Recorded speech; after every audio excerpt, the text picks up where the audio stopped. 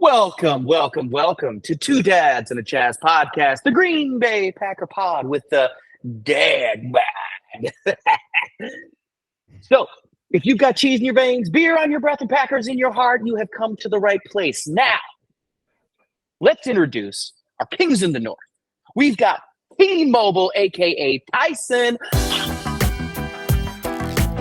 We've got Big Dick Ty Wendell, and of course, the porcelain prince himself, Aaron Mayhew.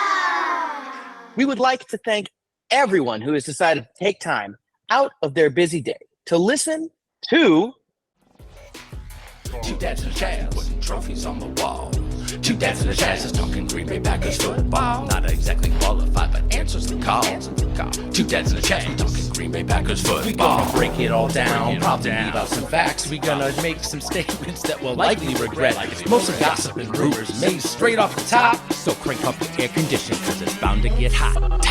Two dads and a Jazz, you know we live it and we live it right. Two dads and a Jazz, we gonna break down football for you tonight. Besides them rings and putting trophies on the wall. Trophies, y'all. Two dads and a Jazz is talking Green Bay Packers football. Yeah, we talking Green Bay Packers football. Here we are, ladies and gentlemen. Week 3 is in the books, and by God, it wasn't pretty. Honestly, borderline unwatchable at times, but whether you lost hope and quit or you hung in with true grit, 2DNC is here to break down all 4 quarters for you. Now, we open up, as always, with our opening drive, initial impressions, along with our big dick player of the day. Ty, we're going to start with you, my man. What are your thoughts? Initial thoughts? I want to say it was the game of the tale of two halves, but really it was like the game of 1 half and 3 quarters and then half of the other half and 1 half of a quarter. It was hard going. It made me, I know there are Packer fans that walked off and mowed their lawn and walked the dog, and that's fine if that's you. It was tempting for me, but hung in there. And wouldn't you, lo and behold, by the time you're done doing half your chores, the Packers are back in this thing. Big dick player of the day, if you had to choose one. Oh, Luke Musgrave, hands down. Ooh, nice. Caught every ball thrown his way, most of them for first downs. Exactly what you want a tight end to do. Run a 12-yard out. And he did. And he did it well, and he caught a lot of touchdowns. Or he caught a lot of first downs, and I like that. That's a great call. Great call. When he's not tripping over his own feet, he is dynamite. Tyson, how about you? Oh man, I thought that it was a educational what is love? We're figuring it out right now. Well, we just got to see the greatest hits from the very worst we've seen of him in his career now in that game, and also the very best we've seen of him in his career in that same game. Reminds me of a young man I used to know here for named Brett Favre, who would break your fucking heart and make you swear at your television for 3.5 quarters and then put up 4 quick touchdowns right quick and win the game. That was a calling card for a pretty spectacular watching experience. That being said, that checks a box for me. That and a big one at that. Can you overcome 3 quarters of adversity caused by your own team and still play hard? I just don't see that kind of a win happening with that bad of a start in if Aaron Rodgers is our quarterback. Very well said, Tyson. Now, big dick player of the game. Oh, I gotta go with Rashawn Gary. This fucking guy can't stop getting sacks. He's incredible. He, I believe, has 15 sacks in the last 12 home games. That's pretty unbelievable for a dude who just popped his ACL off season ago. You know what I mean? Yeah, could not agree more. We're going to shift it down to Austin, Texas with my boy Chaz. What's perception from down south, my man? I thought about this long and hard. And I got to say, I think we played like a bunch of middle school hand jobs for essentially the first 3 quarters of that game, which was essentially we were young. It was rough. and really uneventful. End of the day. That was it. Did not reach the goal. No, like everything about it was not enjoyable. Like you were happy that it was happening, kind of not. You know what I'm saying? Like Too rough. you know, Too rough. Exactly. I mean, yeah, there was a payoff at the end. Thank God, we all got to shoot a little bit. But as far as big dick players of the game, you know, I had actually already thought this up during halftime because I was so upset by halftime. I was outside talking to my dad on the phone, and the local bulldog Buster, our pit bull bulldog box Buster, was walking around. He kind of looks like a mixture between like what's that character, Tabong or whatever his name was from old Cartoon Network, and the dog from The Sandlot. Well, anyway, he was walking around with a full red lipstick. I thought he was the big dick player of the day for sure. And then, of course, Jordan Love, because he actually got his first touchdown. Way to go! Woo! Great opportunity to talk about your dog's penis. No, not my dog. This is a local dog. He just wanders. What is Not even yours. And then you water down Jordan Love's performance. Chaz, El Paso, Texas is a different kind of place. incredible insight as always. Gentlemen, for me, I don't know if I've seen a shittier 3/4 of football like in my entire life, where I was like unbelievably frustrated, like nothing could quite go right either side of the ball, all three phases.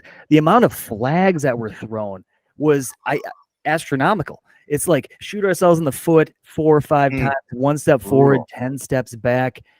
Difficult to watch, only to approach the fourth quarter, and we're going to dive in real hard a little bit later, to something I don't know if I've witnessed on the football field in my entire football career, this kind of a situation. So for me, I think big dick player of the game goes to Matt LaFleur for me, not even a fucking player. I honestly owe this man an apology. We're going to touch on that a little bit more, but Chaz, why don't you take us on into the second quarter, my man? Absolutely, I can take us into the second quarter, my friend. First, it's going to be a little bit of a focus discussion on le defense. Did the run defense get the job done? I'm going to Russian roulette and see. Oh, I already know. Ty, you got something to say to me, Bubba? Parts of the defense looked really good. The linebackers looked really good. The secondary was atrocious and lost and overmatched, overpowered. I think there was one good hit I liked from the secondary the whole game, and that was Rudy Ford, and I think the guy was like 3 feet out of bounds. Like, it was just, but the linebackers, that as a unit, really impressed, and saved the day in the end. Not much else. I mean, Kenny Clark can't keep his head, and I felt like both lines were responsible for penalties.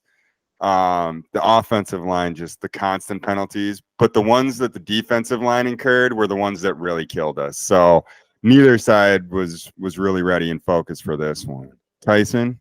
I don't know. I read it a little different. I was pretty impressed with some of our defensive players, especially when it seemed like they'd had enough and were throwing down. I'm gonna say Darnell Savage is on my list of players that I was really happy with in this game. His energy this year it's remarkable. It seems like he wants to hit, seems like he wants to play fast. He's breaking on the balls, and I don't know. I want to believe that there are some players on this team, Rasul Douglas and other guys that consistently trying to make plays and kind of succeeding and getting real close. I could just see the dam busting open at some point. We have a lot of playmakers on defense right now, in a lot of different positions. Jordan Love is the reason we win. We don't win without 10 in that game. But 10 what? The quarterback, number 10. Right. But I think that our defense is really the thing that brought that threw down first and said, no, we've had enough. So, and let's address like the elephant in the room here. We don't win that game unless Mayhew gets out his Derek Carr voodoo doll and starts punching pins into that thing. Because part of the problem was Carr walked in with a great plan to defeat us. Short slants, tosses out to the running back. He's watched the tape. He's prepared. Mayhew gets the pins out. Look, Pokes Ty, voodoo his eyes doll. were looking a little bit less smokier than usual. I You're will right. agree with you there, but I don't want to skip ahead of the defense here. I thought Tyson hit on a couple of good points. Speaking with the number 10, that's the amount of points our defense actually gave up. You take away the punt return, okay, I'll take that all day. Now, underneath all this, the Saints offense fucking sucks. I think this is another example of like, hey, we got these warm-up games before we actually face some real competition, but you do what you do with who you play. Now, defensively, I think, man, it was still like a struggle. Like the run game, they had nobody. Oh, their top running backs were out, and we kept playing a 2-4. Let's do the math here. Is that a 5? I want to say, which I thought was kind of interesting, and I want to touch on this with everybody here. It felt like it was like two big fellas, which is usually Slayton and then Kenny Clark. But then we had basically the two linebackers, two outside linebackers, and cover. Instead of using a large defensive front, which I thought would have been more for the run game, this is what Joe Barry dialed up. And on paper, when I see the two, I'm like, fuck, I don't like it. You know what I mean? But against a team that can't actually run that well, maybe it was the best suited for our defense. Not entirely sure. On top of that is a recurring theme of injuries, guys. This entire goddamn game. Valentine came up, quarterback. He was out. All of a sudden, we find out Jair Alexander, he's out. I mean, we were playing with like nobodies on the defensive back end. And I was at least satisfied with what this crew did as a hodgepodge situation. So, look, I love to rip Joe Barry week by week. I hope he's fucking gone after this year because I just think we could do way better. But I was at least impressed with what the defense did. I think the only thing that Joe Barry's got going for him is he only needs to play 1 week at a time. You know, like that he just needs to win that game is what he's got going for him because he's not a very deep pool. But if you sometimes keeping it simple is what's best for an aggressive defensive unit. So, I mean, I don't know. I think that there's something to his willingness to just let these guys play. But I don't know. We'll see how this pans out. Hey, if you put him in the right position to be successful, Tyson, I'm all about it, you know. And speaking of success, Rashawn Gary, your boy, this motherfucker played 23 snaps.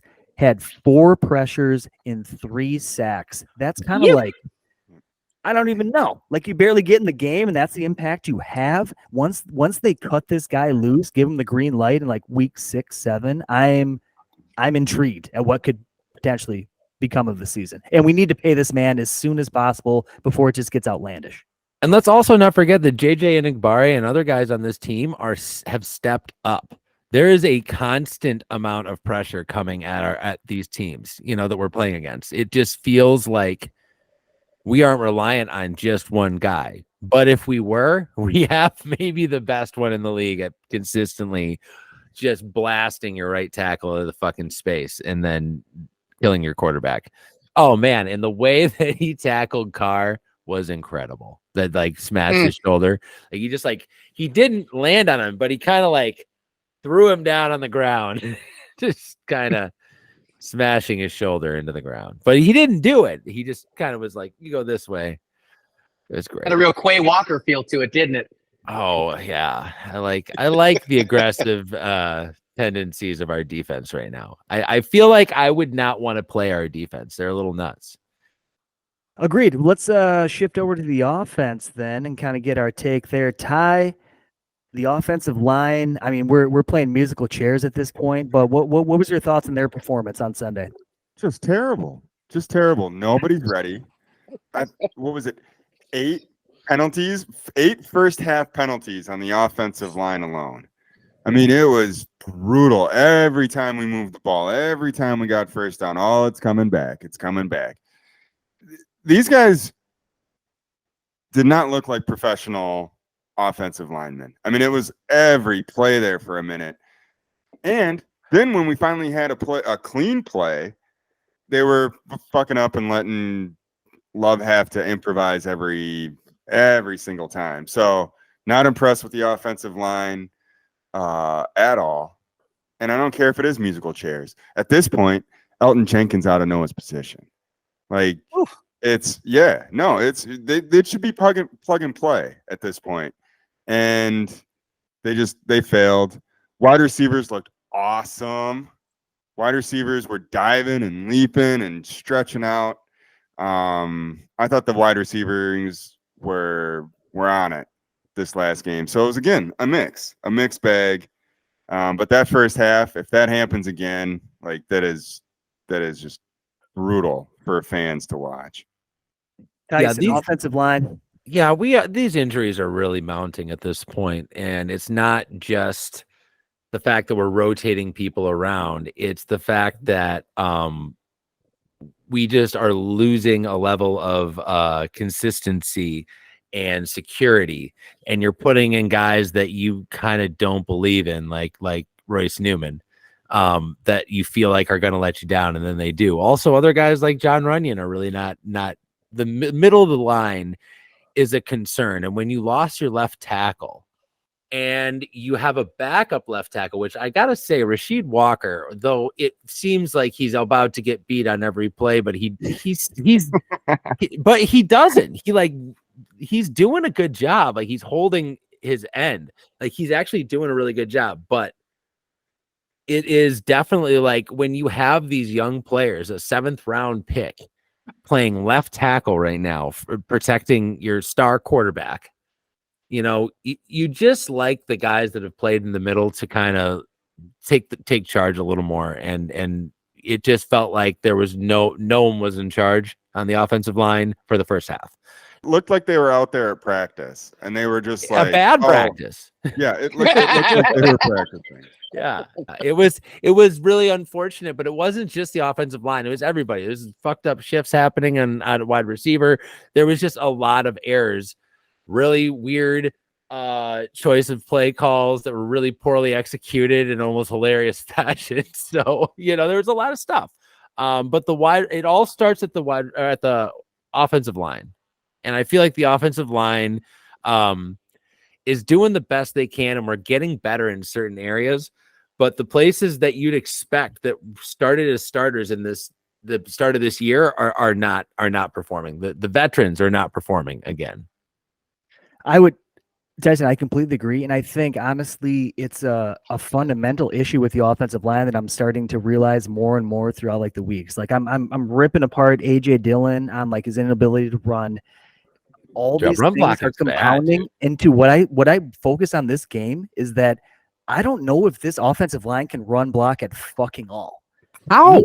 You ask them to pass block, and I feel like that's what Gutekunst has drafted. That's what he's kind of built, and like that's fine. But nobody is winning at the point of attack. There's no holes for almost anybody. If you're not Aaron Jones and you're a shifty ass motherfucker, like nobody's kind of getting through there, and it's across like the board. Now all of a sudden you lose Bakhtiari and Elton Jenkins on the left side. We have a bunch of mediocre, basically.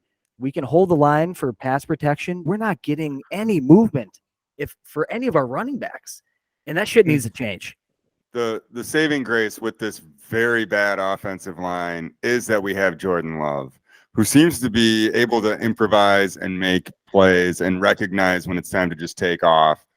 And so I think that if we have to deal with an offensive line that is too early to call inept, but definitely needs to find a groove and find some improvement.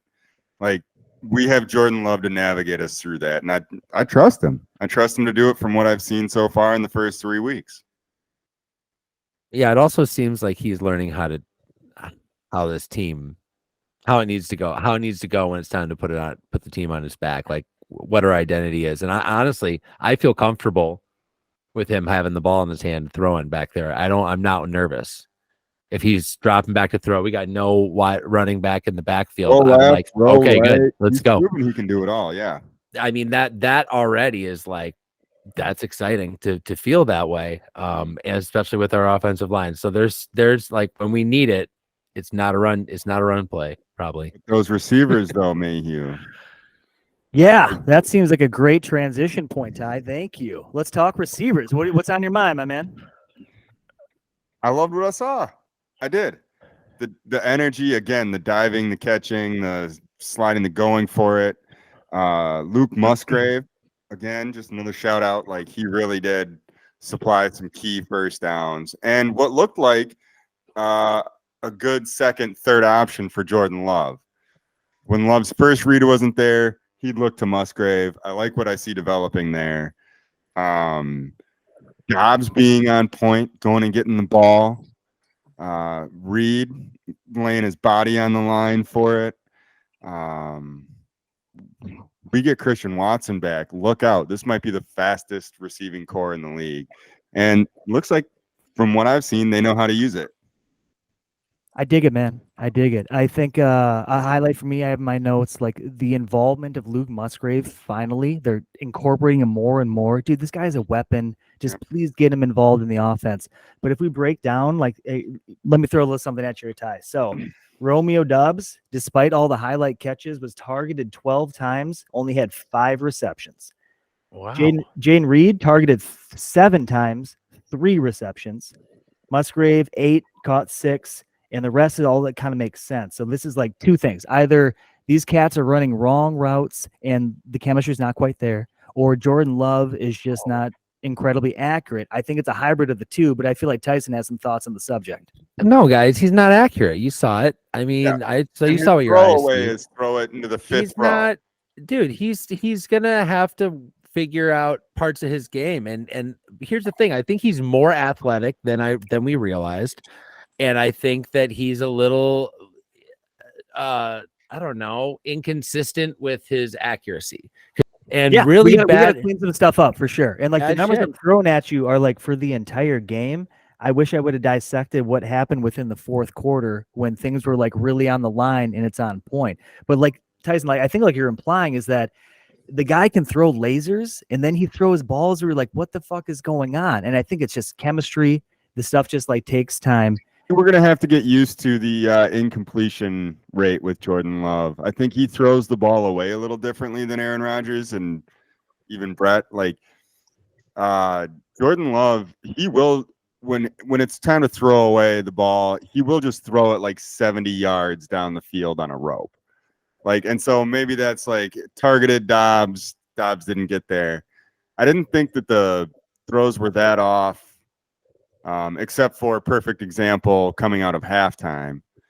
The thing that always concerned me with Jordan Love is, I mean, yeah, he does throw like a wizard. I mean, he's great, but he was the Utah State Brett Favre, essentially. Like led them in all touchdowns. Nobody had ever thrown more touchdowns than he had, but he also had the most interceptions in school history.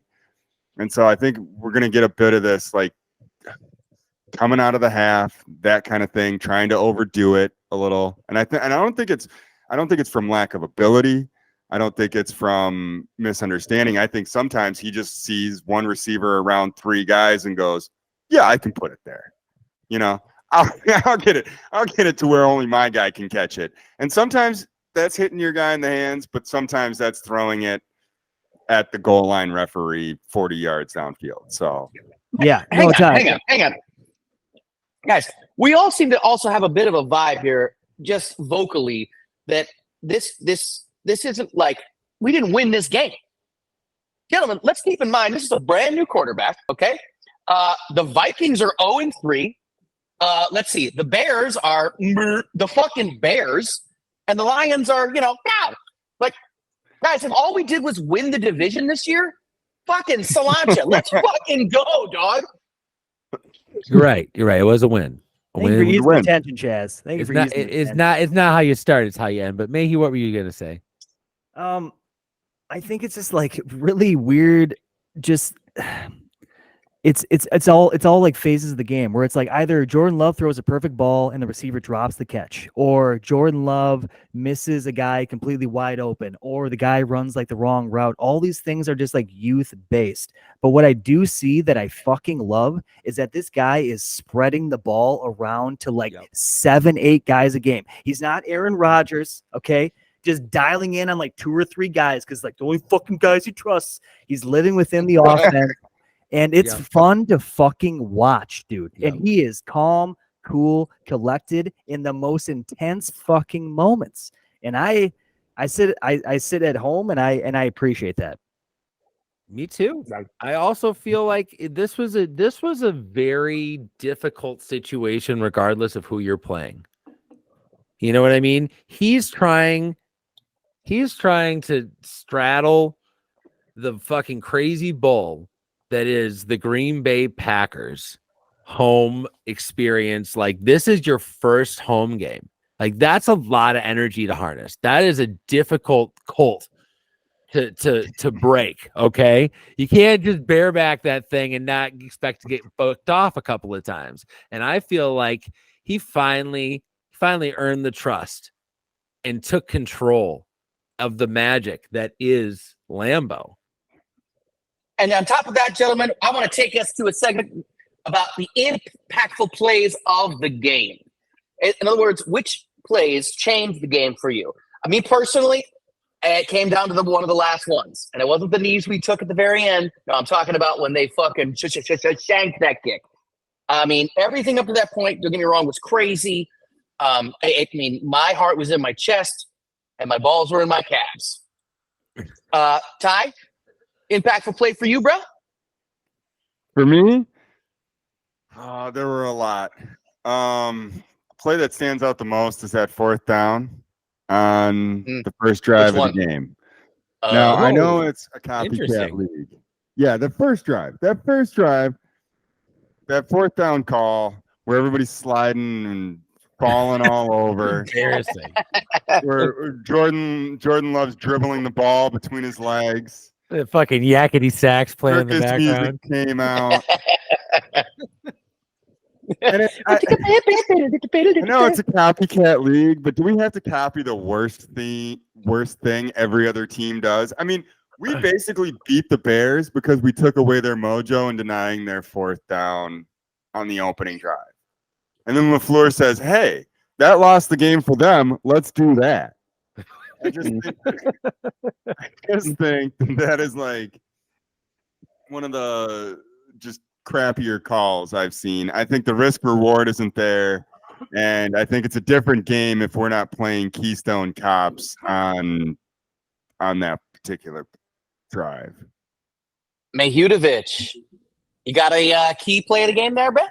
Oh man, as Ty described, there were so many come like the 4th quarter. It was outlandish, but this one particularly kind of stood out to me. It was 4th and goal. Quarterback keeper for Jay Love coming around the end. I wish we had the footage in front of us, but DeMario Williams is one of the best linebackers in the fucking league. This guy will light you up. He saw the play of Jordan basically rolling out, and Jordan, it was nothing major. But it was a shimmy to the left to get around him, to get in the end zone, and to keep this dream fucking alive. And I was screaming at the TV. DeMario, too, you can tell he got up. He like hung his head and like walked over the sideline being like, damn, that don't happen to me much. And actually, that never happens to me. And those are the things. Any other quarterback, Aaron Rodgers included, just gets annihilated. They don't even call that play that motherfucker. But Jay Love, he keeps the dream alive. Put that on a fucking t-shirt, DP. God damn it, guys. I got 2 and I can't choose either one. So I'm just going to hang on. Hang on. Ready? I got these behind my back. I want you to choose right or left. No, no way. I can't do it. One or two. Which one? One or two. All right, lay them out, Tyson. So the first one is the Romeo Dobbs going back to that fly route in the corner. That's just like, do it again. Same play. Hit me again. I didn't catch it. Do it again. Like, I thought that was making a statement, and that was also showing that that they believe in each other on that level, which was like pretty great. But the second one was that little scamper there by Jordan Love. Again, not something you'd see Aaron Rodgers do, where he's running along the sideline for 40 yards, just like that. Just a little, how do you do? You know, that's pretty impressive work by him to give us like a big chunk play. off of That's what also looked going like to he was get just him running out of town, out of blasted bounds. in week 10. But Hey, man, if you get out of bounds, you're great. Any given Sunday. I don't know. I've seen a lot of quarterbacks do that against us. Also, like, to have a quarterback that has the capacity to be mobile like that, it changes the way you play the team. It opens things up. No, I don't know that he's at the point in his game where he can take advantage of that yet, but it definitely is something you can do later on in your career. And also in the young, I don't know. I'm very impressed with his athleticism, is what I'm saying. And I like that he's willing to throw it on the line when we need it. So I think that's and knows great. when to use it. Those are the plays. Those are good ones. And I loved every single one of them. Ty, you know what time it is? It's Turf Talk with Ty time. Ladies and gentlemen, we're going to move to a segment called Turf Talk with Ty. This one we only did a couple times last season, but I guarantee we got a lot to talk about this year. Take it away, Ty. We do. We got a lot to talk about on that turf. Now, I happen to know the guy who takes care of that turf. So I call him. I say, hey, Randy, what the fuck? What the fuck was that slip and slide shit that you had on site? You only have an entire year, Randy, to get your shit together. And this is what you're producing on opening weekend? Well, turns out Randy had it all dialed up. He was ready to go 3 weeks ago. It was beautiful, fellas. And then the execs start chiming in their 2 cents because they sure know a lot about turf grass. Oh, can't we get it a little greener? Can't we get it a little thicker there? Randy's like, I'm already watering the bitch 6 times a week. What do you want? And they're like, well, we just, grass has got to be better than turf, so we got to really make sure there's no injuries coming on. Load it up with water, make it just a soggy sandbag. And Randy's like, well, you idiots don't know a damn thing. But they're his bosses. So he starts watering it 3 times a day, getting it loaded down. Randy knows better. I think the executives need to get the hell out of his way and let him run that shit. Because, man. Let Randy cook.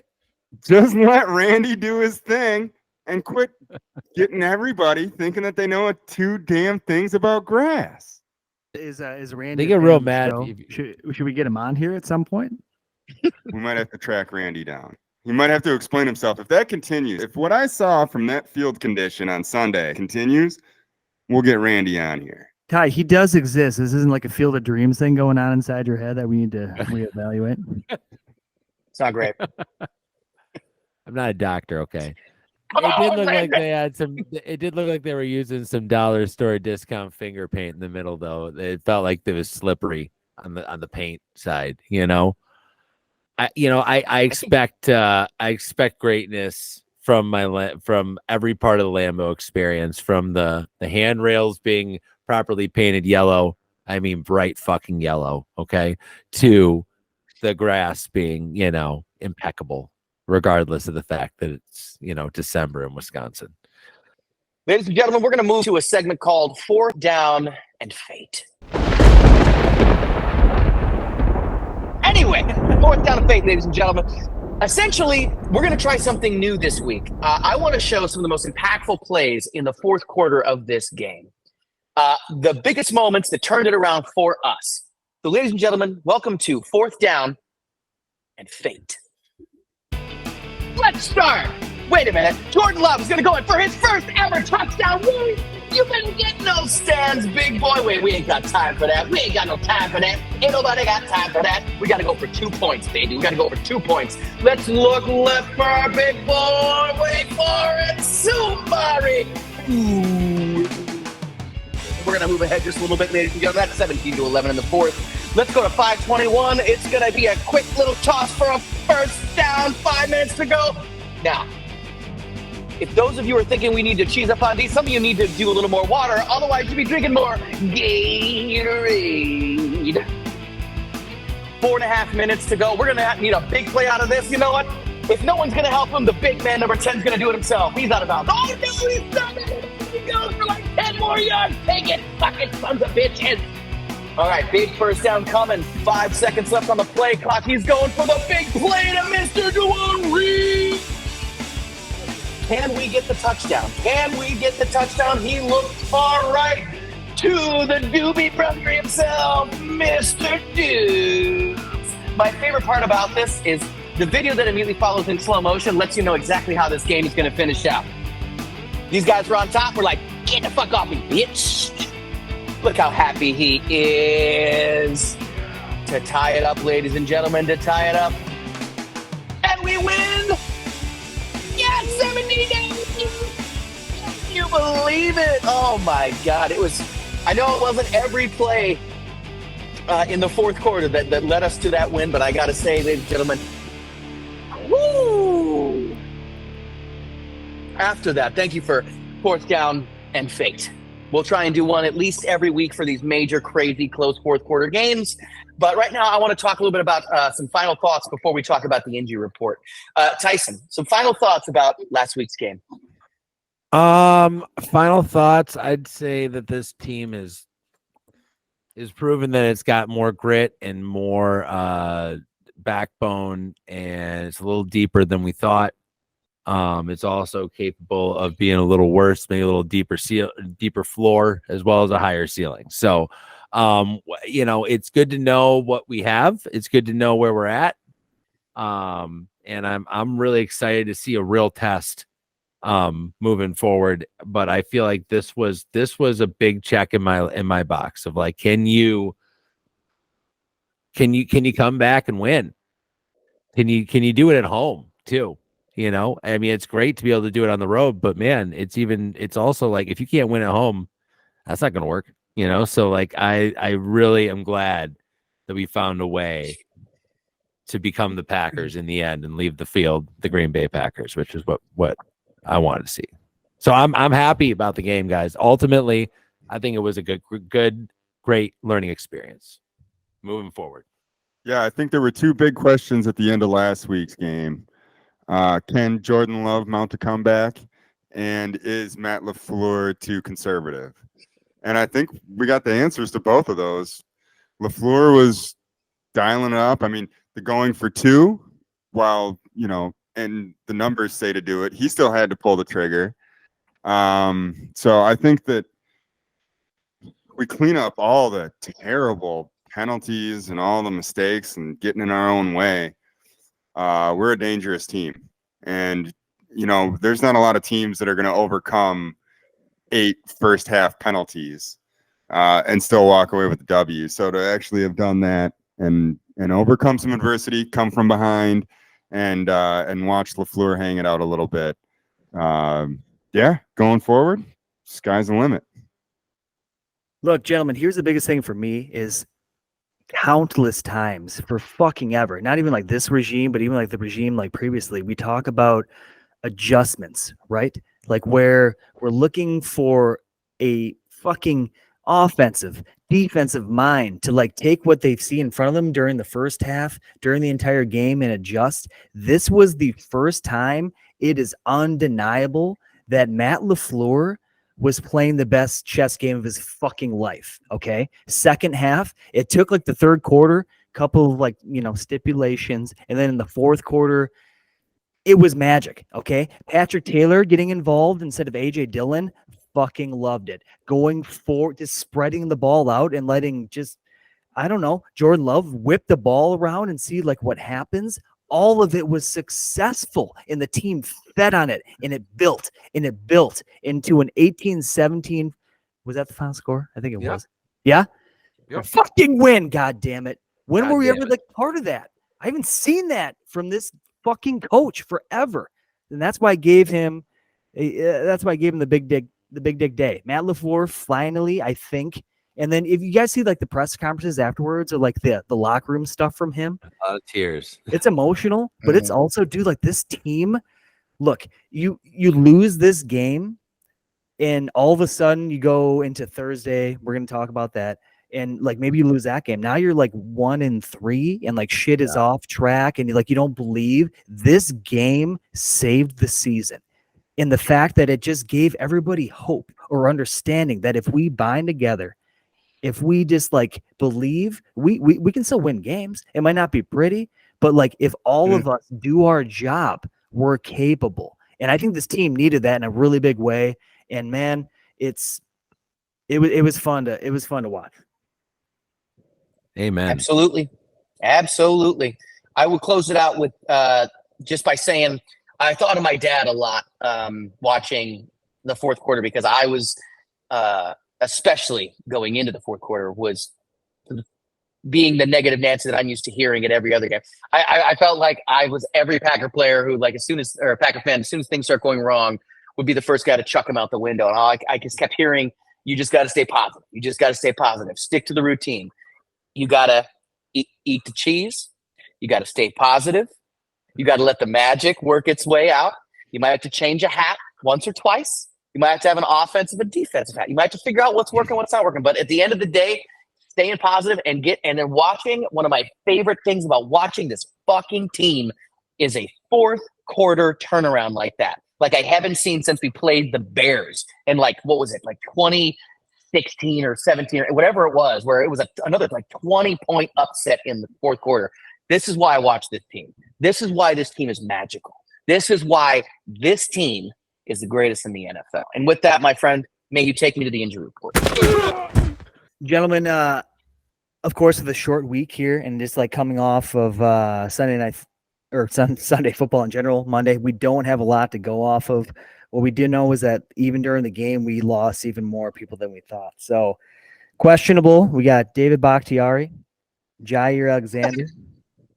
Back injury, by the way, that was sustained in practice on Friday. Like I'm not sure if everybody was ready for that, but it happened. Elton Jenkins, he's going to be out multiple weeks. Yep. Aaron Jones, we're hoping to have back. I think like the quad is just one of those things where he ran through like actual like warm-ups on Sunday for the game. I think they're playing it close to for this game on Thursday. Right. Aside from that, we also lost Valentine, another cornerback, mid-game. Anybody else want to step in and save me? It's a long list, and a lot of people had to step up. You know what I mean? In the midst. So, like, come Thursday, I think it's one of those situations everybody understands, like, what's on the line, where we might kind of push people into situations that we normally wouldn't. But yeah, it's football. And this is just like a part of the game, Tyson. You know what I'm talking about? Heck yeah. We're going into a short week here.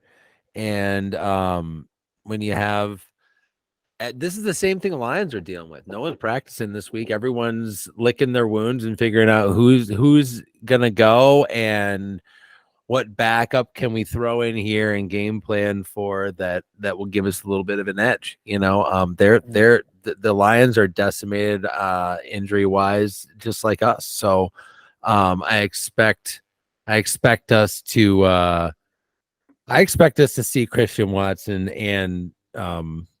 and Jones both in this game. I'm hoping, but we'll see. We'll see what they do. Ladies and gentlemen, remember a couple of things here before we go to this commercial. Remember a couple of things. My girl, she drinks the beers. She eats the cheese on D. But one of the number one things you got to remember is before the game, sometimes you got to stretch that shit out, dog.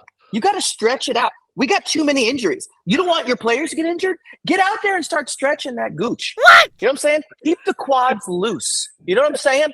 Give yourself a couple of these. You know what I'm saying? You got to keep it loose so they can keep it loose out there, dog. We're going to see you back after this commercial break. Peace. Yeah. Stretch your gooch. Yeah, you got to stretch it, dog. You can't expect them to compete at the top level if we're not competing at top level, too. You got to stretch before a game, guys. You think Mel's not in there doing Warrior 2s before every game? You're crazy, dog. Two dads and a Chaz, putting trophies on the wall. Two dads and a Chaz is talking Green Bay Packers football. Not exactly qualified, but answers the call. Two dads and a Chaz talking Green Bay Packers football. Hey, y'all. Welcome back to 2D and a C. We're going to keep things going for you right here as we start the third quarter. Maggie, show me what you're working with. Well, we're rolling into week 4, gentlemen. We got Thursday night football, and as much as we like to not take opponents seriously, I think this one is a little bit more serious than most. The Detroit Lions are crawling out of the ocean to the beachfront to fucking get a little claws in our skin. So, what do we know about them? Well, Similar to us, they are 2-1. Only they had a little bit harder road along the way. Opening of the season, they beat Kansas City Chiefs 21-20. Okay, now let's not everybody freak the fuck out because Kansas City has a tendency to just kind of slow start, but they still did it on the road, and we need to appreciate that. They roll into Trophy night. Seattle Seahawks loss 31-37.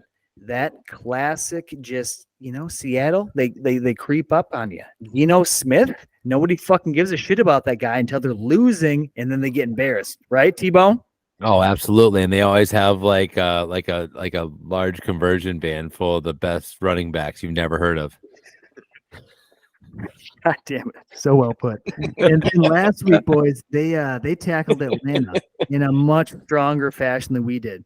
20-6, held that running game to 44 yards on 20 carries, doing everything we hoped we would do, only to show us what we might be going up against next week. Now, offensively, going back to last year, they have 12 straight games of 20 or more points, which might seem insignificant, but in the NFL league, this is actually quite significant. And they are also number 8 in the league currently in offense. Who do they got? Special players, T-Bone, Jahmyr Gibbs, one of your fucking boys out of Alabama. Unbelievable athlete. Probably the most underutilized individual in NFL today. But with David Montgomery, who came over from the Bears, by the way, sitting out last week, he had 19 snaps, didn't do a lot, but we're well aware of what he's capable of, right? Moving on to tight end, Sam Laporta. This motherfucker played for Iowa, drafted ahead of Luke Musgrave, by the way. This guy is a huge part of this Lions offense, and as a tight end early on is pretty impressive. But last week, 8 catches, 84 yards, in a TD. He is very much a part of the game plan and very much something we need to focus on. Yeah. That performance from Laporta is Thielen-like, where he just seems to be all alone at times, like by himself on the field. He's just such a good route runner, good hands, good size. If there's anybody on the Lions offense that scares me, it's this guy.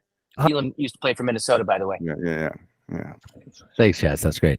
Yeah, completely irrelevant, Chaz.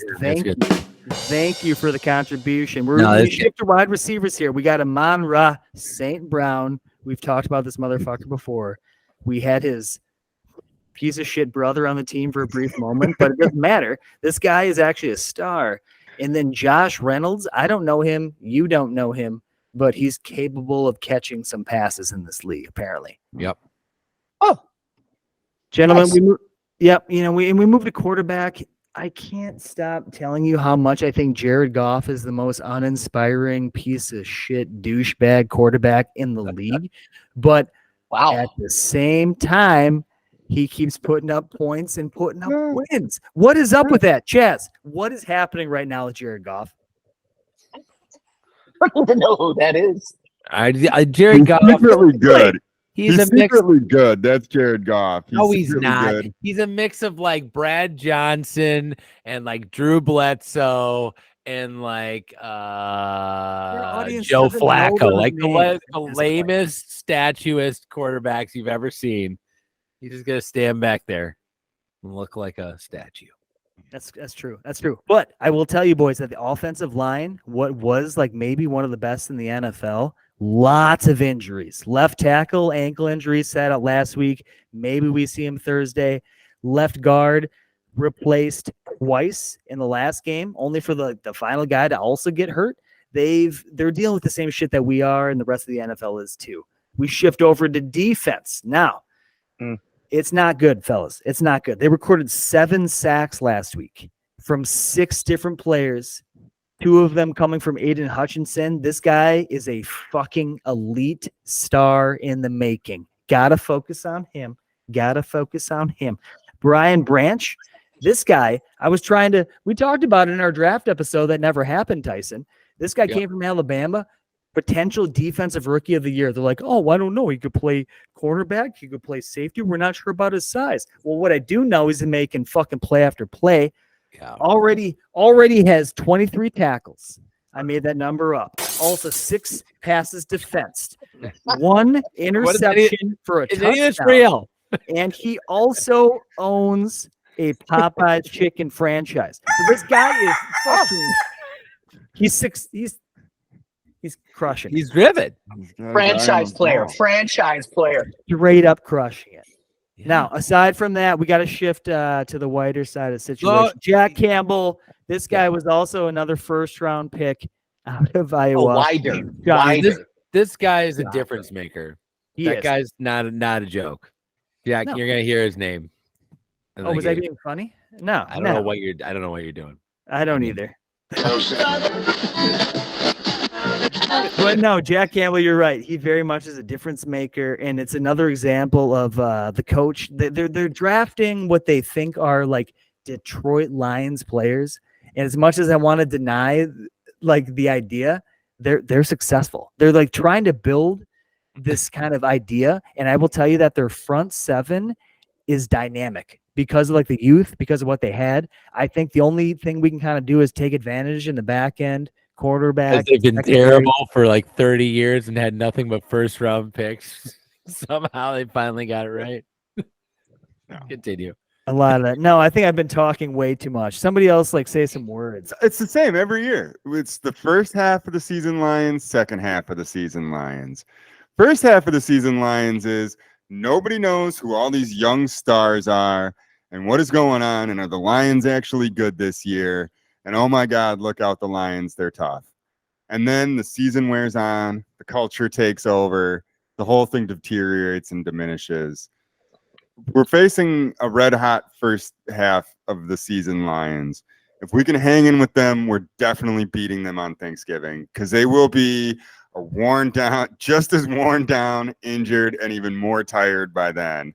So hold on to your hats. So- This one's going to be close, but I really don't think that like these Lions are the thing that we should be fearing this much. Wait, so Ty, as So far what- as what- diminish, what you- no, Chaz, give me a moment here. Do you, No, yeah, do go you ahead, mean go like ahead, your go ahead. prediction at the end of last year, Ty, when we didn't make it into the fucking playoffs, getting beat by a team that was more disciplined and well coached than us? Is that what you're telling me, Ty? No, that was a Oh, Packer shit. unraveling. That was not Detroit Lions excellence. The Detroit Lions showed up and were an actual football team, and we just farting in the tub. I think what Ty is trying to say right now is if the Lions happen to play the Packers in an actual ocean, we might be fucked. But if Yeah, we but play they'd be them on drowning. actual They'd be drowning. grass, Yep. you see what I'm saying at here? Maybe Yep. you see, like I feel like That makes Bring it sense. back what to he's trying Randy. say. Are, Right. All comes back Exactly. to Randy. These unknown players, everybody panics. Don't panic. They're still the Lions after all. I'm panicking a little bit. I'll be honest. I'm a little concerned about the Lions this year. I feel like it's a little different. Everyone has them as the front runner to beat us at home. You know, so like I'm not taking it lightly.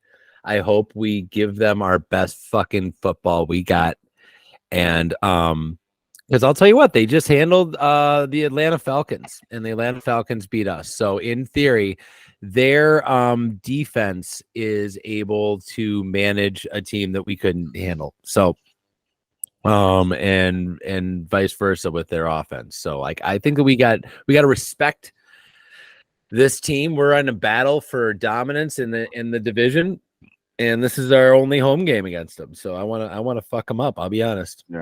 Big time. I want to fuck them right up. Understood. A lot of good points here, gentlemen. A lot of good points. Don't drown in the ocean if you're playing the Lions. Right now, though, we want to tap into the main vein.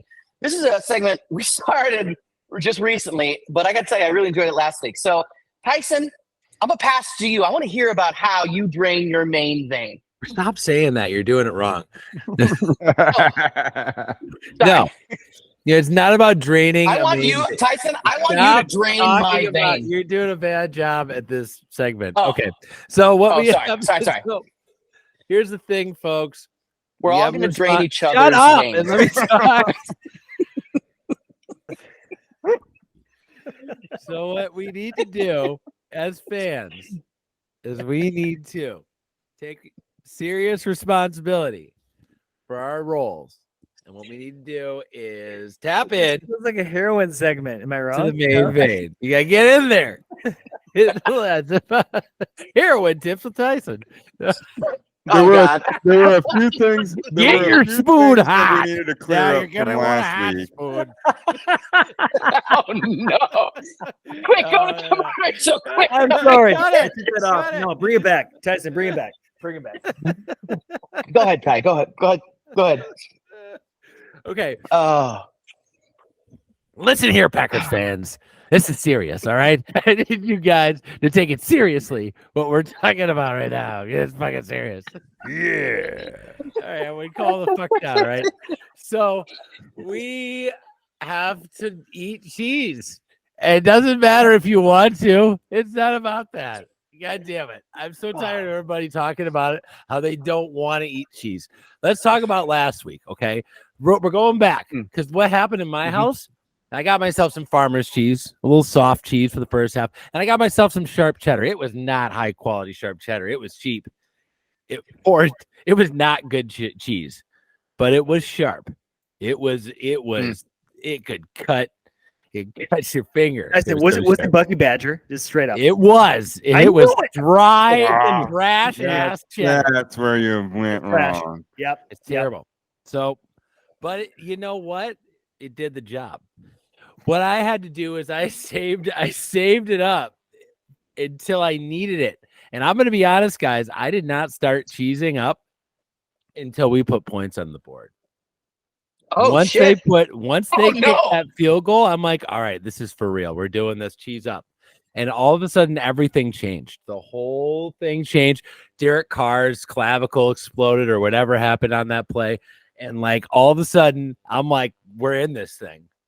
We're in it. And Caitlin's like, I don't want to keep eating cheese. And I'm like, this is not about you. It's about the team, you know? So we did it. We kept eating the cheese. And you saw what happened. So You did. last week, I asked you folks to make brats. I asked America. This is a classic case of home game dominance. Now, there was a lot of brats in the air. You could tell the air was thick with brat smoke at Lambeau.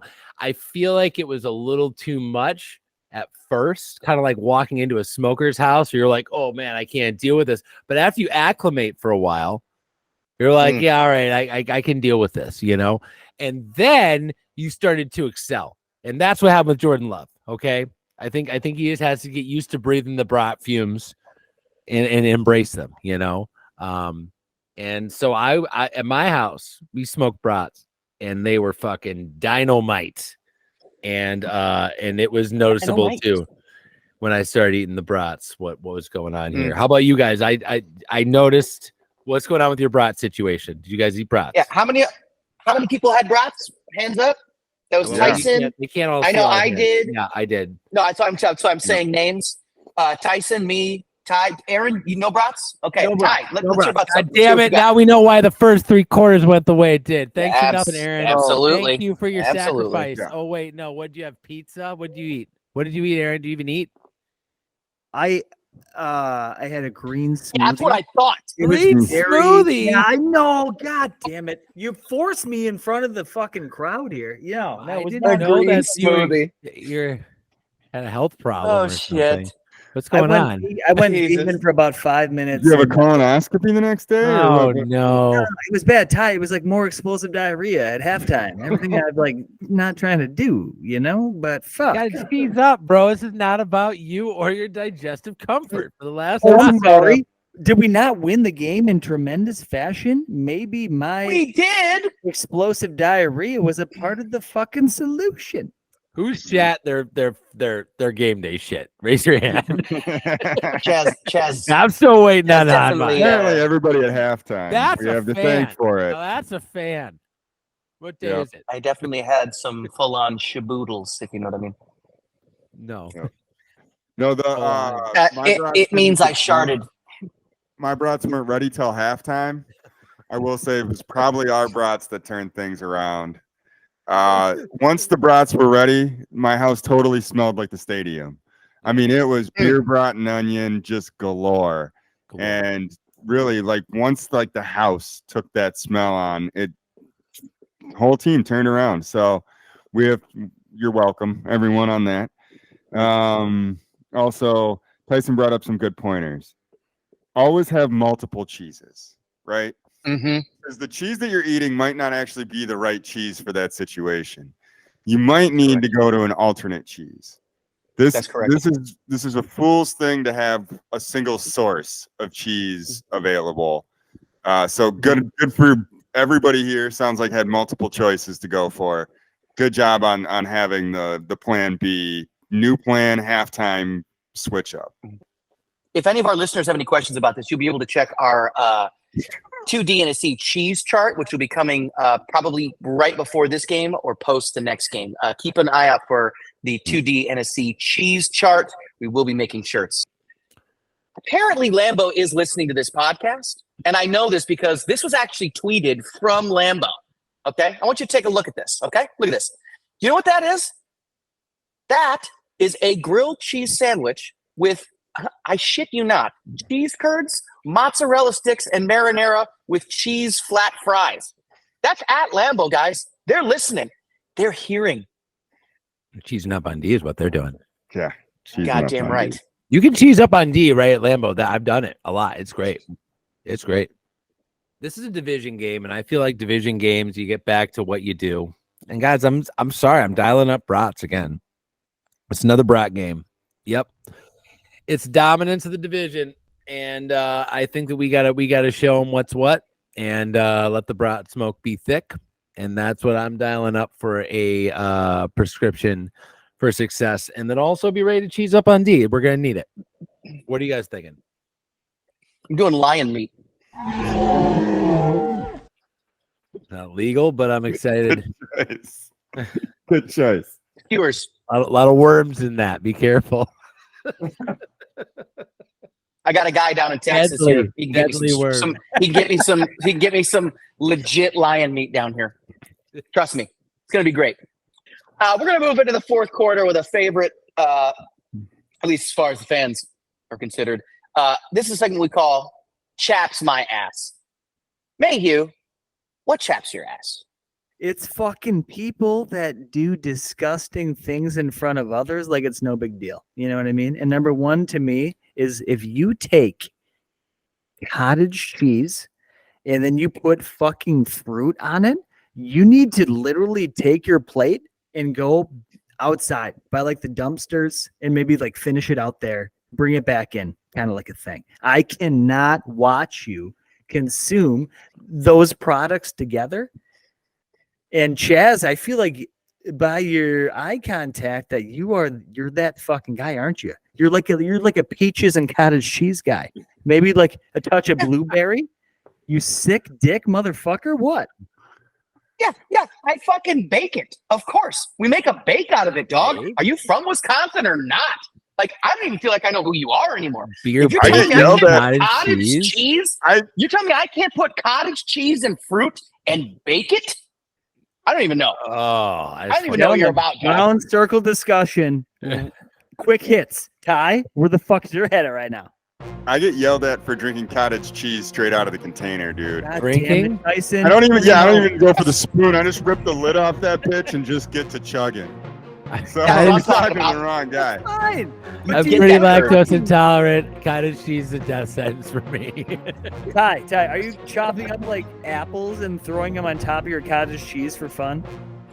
Tyson, just try baking it. I'm a purist. I think that cottage cheese can be left the fuck alone, but Yeah. it would gross me out if you were to throw something in there, you know. Thank you. Bro, Thank you, Ty. Thank you, Ty. Dude, No, I bro. like Bro, cottage check cheese. this. There's nothing against it. No, you don't. No, you don't. You don't. Otherwise, you would have had my wonderful vegan fucking. No, don't do How this. the fuck are you With- baking Don't it? ever What are you show getting me out of any vegan baking cheese again. Oh my god. That's You what gotta bake reminded it, me dog. last year. Oh yeah, I'm gonna stop eating cheese right in the fucking playoffs. I'll bake you a green gelatin loaf, and we'll call this cheese. See, gentlemen, this is exactly what chaps my Different. ass. Never forget. And Chaz being completely out of line. Different. Bring it up old. That was different. Let's No, move it on. wasn't. I can see why this is Hey, a let's move fan on. favorite. You know what? Let's just call this Segment. tomato. We'll call it half the podcast knows what they're talking about, half of them don't. We owe these Hall of Lions ass Famer. whooping. It's gonna We owe these fucking- Lions a big time ass whooping, and I hope the Packers are taking this one seriously. No, I hope so Because too. they're a bunch of jerks. I hope we like go Miami Dolphins on these motherfuckers and put up like 82 points. Like, Tyson, that's a great transition for you Yeah. all to shut the fuck up into a segment we call Taking Off the Green Bay Goggles. All right. Opening up with our first, Tyson, Miami with the beatdown of the fucking year. Borderline cheat code if you're playing fucking video games against the Denver Broncos, 70 to who gives a fuck? 70 points? yeah, Guys- Sean Payton shouldn't have been talking all that shit. Oh. Don't go talking all that shit, Sean Payton, if you can't back it up. You'd expect an 80 fucking points coming up your ass. Kablam! Oh, it's real Bro, bad. my boy Raheem Mostert, dude, he had 30 points before my dad on fantasy had 29 points for his whole team. Yeah, no, everybody loves hearing about your fantasy football team, Chad. Thank you for the welcome. No problem. I got 26 points. Total. I didn't have a good week. Didn't I beat you last week, Tyson? Shut up. Ty, Lions thoughts? I hope they're not that smart. Dan Campbell seems to be able to get them, whipped up and get the energy going. He's shown some potential to be crafty over the years, but man, I really hope they don't bring their best. I hope the injuries wear on them. We're gonna need that. We're gonna need the fact that they had a hard game on a short week, the same as we did. This is the tough version, though. I don't think the Lions are as good coming down the week, so just play them, beat them up, show them who's boss. That's the key to this one. You're absolutely right. Our Absolutely. schedule only gets ferocious. Huh? That's not a word, but it gets difficult. No, but We get it. Ferocious. Ferocious. It gets ferocious. It definitely gets ferocious. Not unlike most of your guys' guesses at score for last week here, which Tyson, you had 27-21. Not bad. Mayhew, 24-13. Close-ish. Ty, 35-13. Yowza. Not quite And the can blowout. you believe Alex. it? No, not quite the blowout. But I actually got it right for the first time with an exact prediction of 17-18. So I guess, yeah. Oh, thank you. Please stop. Thank you. Gentlemen, what are we thinking about this week? Tyson, any game score predictions for you, brother? I think that this is going to be a fucking tough game. I think this is two teams that can get hot and get cold all in the same game. There's two teams that can't stop the tight end in the middle of the field that both have incredible tight ends. And I love a tight end. Yeah, there's a lot of them. And if we get our running back Jones back, this is two teams with really dominant running games. So I think that this could be a 28-31 Packers victory, possibly needing to go to overtime to get there. It's gonna be a late night, guys. I gotta work early. Yeah, I gotta open Friday, so they're gonna fuck me. I know that. Okay. Aaron Mayhudovich, my porcelain goddess. Thoughts? It's the same. I keep overextending my belief in this offense along. Absolutely. At the same time, this Lions' ability to kind of beat us up front, it's going to be tight, and I need to take things. I'm going to call it 23-20.